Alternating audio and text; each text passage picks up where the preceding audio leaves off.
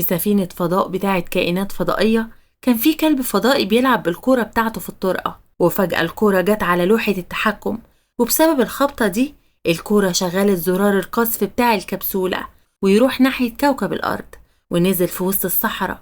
وفي واحدة كانت بتخيم هناك شافت الكائن ده وقربت منه، ولما لقت إن الحيوان ده باين عليه إنه مصاب قررت إنها تساعده. وبعد 15 سنة في أم بتدي ابنها داني جرو صغير كهدية وبتقوله إن اسمه تشارلي.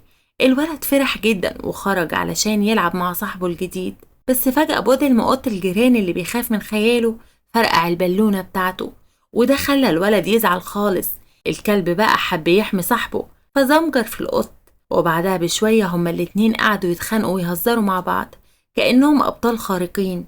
السنين عدت والكلب بقى قريب جدا من صاحبه، وبقى فيه روتين يومي بيعملوه مع بعض. بس من أول لحظة في طفولته داني بدأ يروح المدرسة، ورغم إن تشارلي كبر في السن كان بيستنى صاحبه يرجع كل يوم. المشكلة إن بعد ما الولد بيلعب مع صاحبه بيدخل البيت على طول، ولأن الكلب ما بقاش عنده صحة ولا قوة إنه يطلع السلم معاه فالكلب بيزعل وبيرجع لبيته الصغير. داني كان قلقان على صحة الكلب وحكى لمامته على اللي حصل، وهي كانت بتحاول تهون عليه. بدأ يظهر نور ورعشة غريبة في درج من أدراج البيت، ورغم كده العيلة ما خدتش بالها من الموضوع ده. وبره البيت تشارلي شاف نفس النور الأخضر ده في سحابة في السماء، وفجأة القط بودل اللي دايما بيضايقه خض الكلب، فتشارلي قعد يهوهو عليه. وفي اللحظة دي ظهر شعاع نور أخضر ضخم قدام الحيوانات واتخطفوا هما الاتنين من غير ما حد يحس باللي بيحصل. ولما وصلوا لمركبة الفضاء اللي سحبتهم في الكوكب في زي أمير فضائي فحص تشارلي وقال إنه عاجبه أمر الخادم بتاعه يحطه في قفص الحيوانات الأليفة.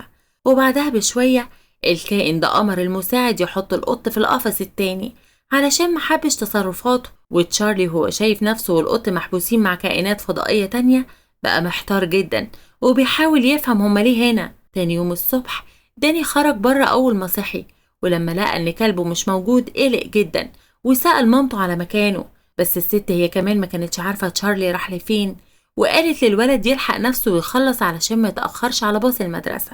فداني ساب شوية أكل ومكافآت في بيت الكلب علشان لما يرجع يلاقيها.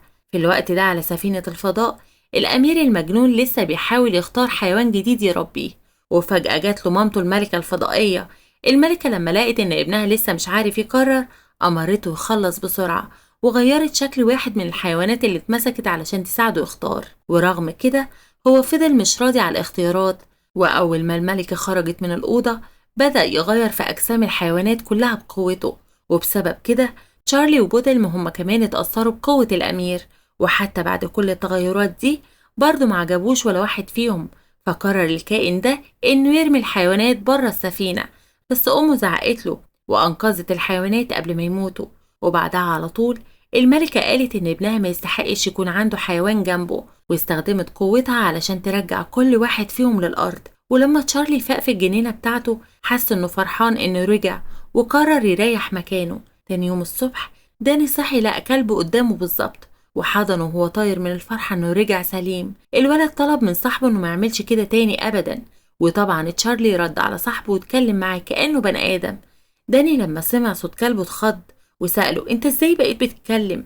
تشارلي رد عليه وقال له انه مش متأكد بالظبط. ولما داني خد باله ان الكلب شكله صغر وبقى شباب تاني هما الاتنين احتفلوا اكتر. في الوقت ده في بيت الجيران بودل ما كان مراقب داني وتشارلي هما بيحتفلوا واتغاظ جدا لان صاحبه كان واحد كسلان ومش مهتم بيه خالص. القط زهق من المعاملة الوحشة دي وقرر ينتقم، واستخدم القوة اللي خدها من الفضائيين علشان يخوف صاحبه، وبدأ يحدف عليه حاجات بيتحكم فيها عن بعد بقوة تفكيره. وفي نفس الوقت تشارلي وداني اكتشفوا قدرات الكلب الجديدة وعرفوا انه بيطير وعنده قوة خارقة. تاني يوم داني كان بيجهز نفسه علشان يروح المدرسة، بس قبل ما يمشي طلب من تشارلي انه ما يطيرش ولا يتكلم بصوت عالي وهو لوحده علشان مش عارفين الناس ممكن يعملوا ايه لو عرفوا قدراته دي. تشارلي وافق علشان عارف ان صاحبه عنده حق، بس بعد ما ودعوا بعض بدأ يسمع صرخات استغاثة كتير وعرف ان عنده حاسة سمع خارقة. وفي باص المدرسة داني خد باله ان زمايله بيتفرجوا على فيديو غريب، ولما قرب منهم لقى ان ده تشارلي وهو بينقذ ناس كتير جدا.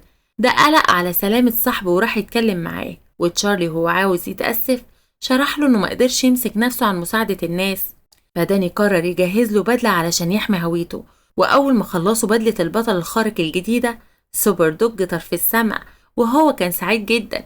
ولما جه الليل، الكلب كان بيحاول يرتاح في بيته، بس سمع صراخ ناس في حادثة قريبة، فطار ناحية المكان ولقى أتوبيس نقل عام كان هيقع في حفرة ضخمة. وبسرعة تشارلي استخدم طيرانه وقوته الخارقة علشان يقدر ينقذ الأتوبيس، والناس اللي هناك كلهم سقفوله سألوه هو مين. وبسبب إنه نسي إنه لازم يخبي هويته، الكلب قال اسمه الحقيقي ورجع البيت وهو شايل هم رد فعل صاحبه. بس مع مرور الأيام، تشارلي بدأ يبقى مشهور أكتر وأكتر على النت، وداني كان فرحان جدا بالتقدير اللي صاحبه بياخده. وفي يوم وهما بيدردشوا في الجنينة، الكلب لمح طيارة بتقع بسرعة كبيرة، فلبس البدلة بتاعته وراح ينقذ الركاب. ومن كتر سرعته الرهيبة، تشارلي لحق يشتري شوية تاكو ياكلهم قبل ما يعمل عملية الإنقاذ.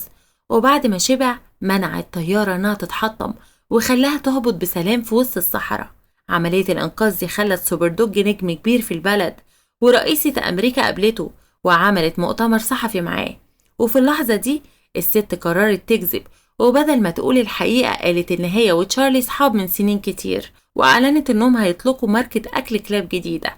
ونتيجة لده، الناس بدأوا يشتروا المنتج الجديد بلهفة، لدرجة إن حصلت فوضى في كل السوبر ماركت. وفي البيت، بودلم طلب من صاحبه يوريه الأكل اللي اشتراه، ولما لقى إن الراجل جاب بس علب من أكل سوبر دوج الجديد، القط اتجنن. الراجل شرح له إن مفيش أي ماركات تانية موجودة في السوق، لأن كلهم فلسوا بعد ما نزل الأكل الجديد اللي الرئيسة بتدعمه. بودلم لما لقى إن تشارلي بيعمل عكس اللي هو عاوزه بالظبط، قرر ينتقم منه وحدف العلب على جاره ووقع شجر على السطح. لما داني رجع البيت في آخر اليوم، لقى الشجرة واقعة، وبعدها بشوية ظهر تشارلي وسأله هو إيه اللي حصل. وهما بيحاولوا يفهموا إيه اللي بيجرى، سمعوا مكالمة جاية في التليفون، والرئيسة قالت إن في حد هكر واحد من الأقمار الصناعية بتاعة البلد، اللي هما مش عارفينه إن بودلم هو اللي كان ورا الهجوم ده. ودلوقتي ولأن القمر الصناعي بقى تحت سيطرته، القط خلاه يقع ناحية الأرض. وبسرعة تشارلي طار للفضاء واستخدم قوته الخارقة علشان يبطئ القمر الصناعي. المشكلة إن بودلم ما بيستسلمش بسهولة، وشغل المحركات علشان يخلي القمر يخبط في محطة الفضاء الدولية. وتشارلي من غير تفكير طار ناحية القمر، ورغم كل الصعوبات دي قدر يمنع الحادثة بإنه غير المسار وقفل المحركات. بس بسبب نقص الأكسجين، الكلب أغمى عليه وبدأ يقع بسرعة كبيرة. وعلشان يساعد صاحبه، داني قعد يزعق ويقول إنه معاه شوية مكافآت لتشارلي، وبفضل كده الكلب قدر يفوق ومنع نفسه من إنه يقع ويموت. ورغم كده، الحيوان اتلحق بسرعة وخدوه للمستشفى، وداني جري علشان يشوفه وارتاح لما عرف إنه كويس وكان بس بيريح. في الوقت ده، بودلم في البيت كان مريح على الكنبة لما قطة صغيرة ظهرت عند الشباك، وعلشان عاوز يساعدها فتح الشباك. ولما قرب من القطة الشريرة، القطة لمست نقطة ريالة كانت نازلة من بق بودلم الشرير، وبالطريقة دي القطة الصغيرة خدت شوية من قوة بودلم وبقت تقدر تتكلم معاهم، والاتنين بقوا محتارين من الموقف. الراجل أكل القطة، بس بسبب ريحة الأكل القطة عطست، وده خلى البني آدم هو كمان يتعدي من التحول الفضائي. بودلم لما لقى صاحبه بدأ يتصرف كأنه قطة، فهم إنهم يقدروا يعملوا جيش كبير، وبدأ يلم قطط الشوارع ويأكلهم أكل ملوث بالسيرم بتاع الDNA بتاعه. ودلوقتي وهو معاه مساكين جداد، الشرير استخدم جيناته الفضائية على الحيوانات وبدأ يختار أحسنهم علشان يساعدوه في الخطط بتاعته. وفي اللحظة دي، كلب صغير قرب من بودلم، وبعد ما كشف إنه أكل من الأكل الملوث، طلب إنه ينضم للجيش لأنه موافق على خطة السيطرة على العالم، وعمره ما حب الكلاب، ده بيحب القطط أكتر. بودلم مستغرب من ذكاء الكلب ده، ووافق إنه يدخله في جيشه، وأمره إنه يبدأ يتصرف كأنه قطة من هنا ورايح. وبعد كام يوم وأثناء زيارة للدكتور البيطري، سوبر دوج جاله مكالمة من السلطات بيطلبوا منه مساعدته علشان يوقف سرقة بنك. ومن غير ما يضيع أي وقت، تشارلي دخل المكان علشان يساعد الضحايا، وبعد ما خرج الكل بره بدأ يدور على ناس تانية بريئة تكون في خطر. سوبر دوج بدأ يسمع أصوات جاية من جوه الخزنة، فكسر الباب علشان يساعد الناس، بس اللي ما كانش يعرفه إن ده كان فخ من بودلم. وأول ما دخل أوضة الخزنة، تشارلي اتضرب بغاز أخضر وفاق بعدها بكام دقيقة، ولقى البوليس بيقوموا على رجله. المشكلة إن قبل ما يمشوا، الضباط خدوا بالهم إن في ألماظة من أغلى الحاجات اللي في الأوضة ضاعت. وفي اللحظة دي واحد من المجموعة قرب وهو شايل الجرو اللي أنقذوه، اللي هم ما يعرفوهوش إن ده خادم بودل، وهو اللي اتهم تشارلي إن هو اللي سرق الألماظة. سوبر دوج قاعد يحلف إنه عمره ما يعمل كده، وحاول يشرح إنه بس فقد وعيه لكام ثانية بس وما يعرفش ليه. بس وهما بيتكلموا الألماظة الغالية وقعت من البدلة بتاعت تشارلي، ورغم إن الضباط كانوا زعلانين بس قرروا يقبضوا عليه. في المحكمة بودل جاب محامي علشان يقدم أدلة مزورة للقاضي، وبودل كان معدل صورة وحاطط وش عدوه عليها كأنه هو اللي بيسرق. وعقابا على السرقة دي القاضية حكمت إن تشارلي يتحط تحت الإقامة الجبرية في البيت وما يتجابلوش أي أكل من الغالي.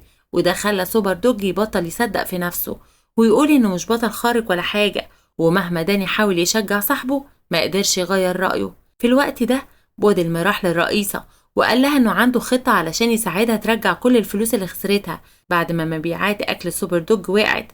فالست راحت تقابل الشرير اللي بدأ يطير في السما مع البشر. القط الشرير قال لهم إن كل اللي محتاجين يعملوه هو إنهم يغيروا التيكت اللي على علب الأكل علشان ينزلوا ماركة جديدة باسم بودل المشهور بس بنفس الوصفة بتاعة المنتج القديم. ورغم إن الخطة شكلها مجنون بس الرئيسة وافقت، وفي خلال كام يوم بس الناس بدأوا يتكلموا عن البطل الخارق الجديد اللي هو القط العملاق. المشكلة إن ده كان بس جزء من خطة بودل اللي كانت عبارة عن إنه يلوث الأكل بالسيرم الفضائي وكمان يغير عقول كل البشر اللي شغالين معاه. ومع بداية تحول جزء من الناس لبشر بيتصرفوا زي القطط، داني قرر يحقق في بيت صاحب بودل، وهو بيعمل كده لقى كمبيوتر عليه خطة تدمير صورة سوبر دوج. داني فهم إن الجنس البشري في خطر فجري يقول لتشارلي على كل اللي اكتشفه، وتشارلي فهم إنهم محتاجين مساعدة فقرروا يروحوا يتكلموا مع أم الولد اللي اتخضت جدا لما عرفت إن الكلب بيتكلم. وبعد ما شرحوا لها اللي بيحصل تشارلي قال إن خد قوته من فضائي. ولما سمعت كده الست افتكرت اللحظة اللي شافت فيها الكائنات دي أول مرة، وهنا انكشف إن أم داني هي نفسها الشخص اللي لقى الحيوان الفضائي في وسط الصحراء من 15 سنة. وعلشان يفهموا أكتر قررت تشوف الصور اللي ابنها صورها لخطة الشرير. الأم شرحت إن الدي إن إيه بتاع القطط بيحصل له طفرات تطورية بس الدي إن إيه بتاع البشر بيتدمر، والموضوع ده هيسوء أكتر. ولما عرفوا إنهم لازم يتحركوا بسرعة قرروا يطيروا الملاهي مهجورة اللي كانت واضحة في بيت الجار كأنها مخبأ للأعمال غير القانونية. أول ما سوبر دوج مشي مع ابنها الست قررت تفتح الدرج اللي فيه النور الأخضر وطلعت منه قطعة فضائية كانت شايلاها طول الوقت ده. ولما وصلوا مخبأ بودل راحوا للناس اللي الشرير خاطفهم، بس قبل ما يساعدوهم الجرو الصغير شافهم وبلغ الكل إن فيه دخلاء، وبسبب كده بودل ظهروا معاه عشرات القطط علشان يحموا المخبأ. وبعد ما استخدم قوته علشان يصد علب الأكل اللي بتترمي عليهم تشارلي طلب من داني ياخد باله من القطط وهو هيروح يحارب الشرير. سوبر دوج هجم على العدو وحاول يحاربه في السماء بس رغم سرعته اتضرب ضربة غدر من القط. في الوقت ده داني كان بيجري في المخزن علشان يهرب من الخدام الأشرار واتفاجئ بمامته وهي بتسحبه لبره قبل ما يتضرب. وبعدها بشوية الست ورته القطعة اللي كانت شايلها في الدرج وقالت إنها بدأت تنور في اليوم اللي تشارلي قرب منها فيه في المكتب. وقبل ما يكملوا كلامهم بودل شافهم واستغل الفرصة ورمى عليهم عربيات الملاهي. الأم والابن هربوا بسرعة وفي نفس الوقت تشارلي وقع الشرير بضربة قوية.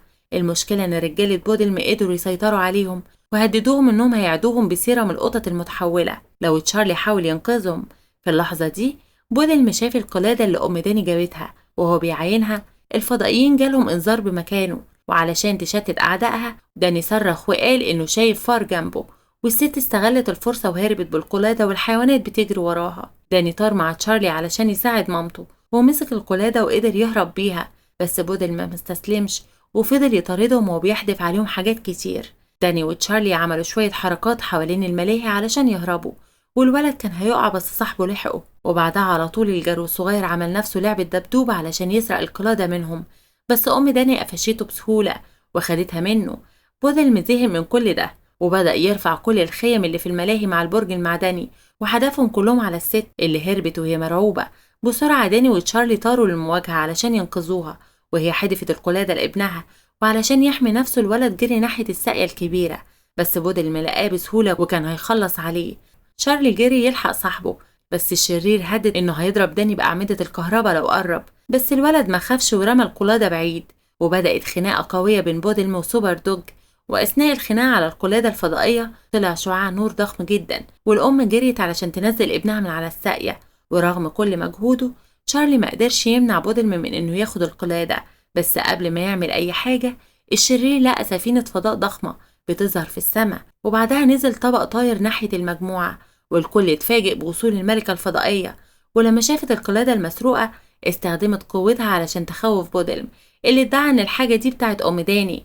الملكة من غير تفكير سألت الست هي جابت القلادة دي منين، وهي ردت ان بعد ما سفينة الفضاء وقعت حاولت تهتم بالكائن الصغير اللي لقيته، بس المشكلة ان الكائن المسكين ده معاش ومات بين ايديها وتحول لزي تراب نجوم، وما سابش غير قلادة التتبع دي.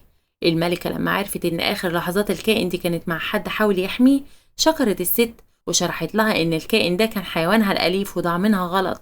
في اللحظة دي الامير الفضائي ظهر، ولما شاف بودل من بدلة الاشرار بتاعته قرر ان ده هيكون حيوانه الاليف الجديد. الملكة وافقت ان ابنها ياخد القط العملاق جوه السفينة، وتشارلي كان بيتفرج على عدوه اللدود وهو ماشي علشان يبدأ حياة جديدة كحيوان عند الأمير الشرير. وأخيرا الملكة الفضائية قالت إنها تصلح كل المشاكل اللي عملوها على كوكب الأرض، وطلعت موجة سحرية قوية رجعت كل التحولات اللي حصلت بسبب الطفرات الفضائية. وبفضل كده كل الحيوانات والبشر في المنطقة خافوا من الآثار الجانبية.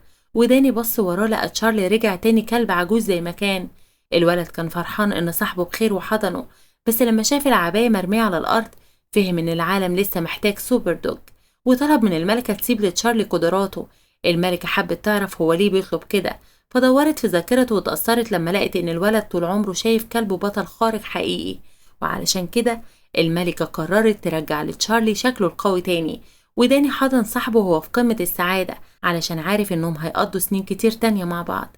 وقبل ما يمشوا قائدة الفضائيين طلبت منهم يهتموا ببعض، والكل ودع بعض والسفينة مشيت. وبعد كام يوم داني وتشارلي كانوا بيجهزوا المهمة تانية في مركز قيادة الأبطال الخارقين الجديد بتاعهم. ولما عرفوا إن في إعصار قرب من المنطقة سوبر دوج طار علشان يساعد الناس مرة تانية. وبكده بيخلص الفيلم. ياريت لو عجبكم ما تنسوش تحطوا لايك للفيديو وتشتركوا في القناة علشان يوصلكوا كل جديد.